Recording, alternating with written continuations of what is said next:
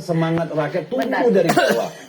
Dan itu berbeda dengan ketika kemudian tahun 2012 ya, ini meningkat lagi. Terbentuk kelompok-kelompok dukung Pak Jokowi waktu Pilgub, ya, tapi kan itu kemudian bubar. Ya, bubar sementara. Lalu masuk Pilpres. Nah, setelah Pilpres, relawan yang asli, relawan memang ikhlas mendukung karena gagasan itu kembali ke rumahnya masing-masing.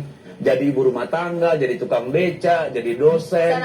Nah, tapi kan sekarang kita lihat fenomena yang baru. Sekarang ini saya tidak bisa menyebut relawan. Bang, bentar. Berarti relawannya ikhlas, relawan PDIP.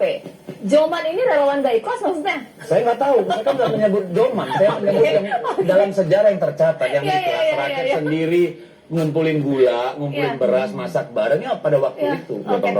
Ditanggapi dulu dong, Bang Noel. Abang ini sebenarnya relawan yang gak ikhlas atau bagaimana nih, Bang? Tadi jawaban Deddy Sitorus ya jawaban kader yang berkualitas ya. Dia bicara tentang gagasan dan sebagainya. Itulah kader, itu adalah kader partai.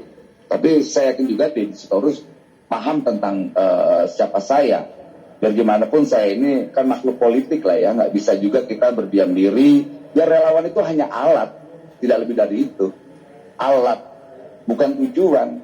Jadi kawan-kawan yang di luar yang hari ini kesurupan itu ya cepatlah, semoga siuman lah ya. Mereka kan kemarin coba menarasikan, mengorkestrasikan saya seakan-akan mendukung yang beda pandangan dengan mereka. Ini kan mereka ini pada alergi kalau dengar nama Anies Baswedan. Padahal apa ngaruhnya? Loh, yang di 2024 ini yang nentuin rakyat.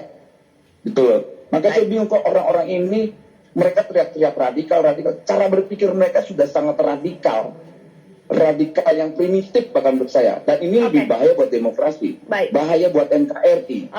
Karena demokrasi yang pernah saya perjuangkan bukan caranya begini.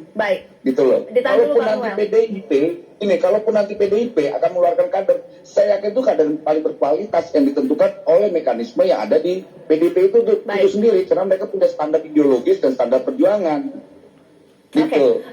Ditahan dulu Bang Noel. Sepakat nggak sih Mas Adi Pray bahwa relawan ini adalah alat? Ataukah mungkin justru sebaliknya, relawan menjadikan sosok yang dukung adalah sebagai alat politiknya? Seperti apa?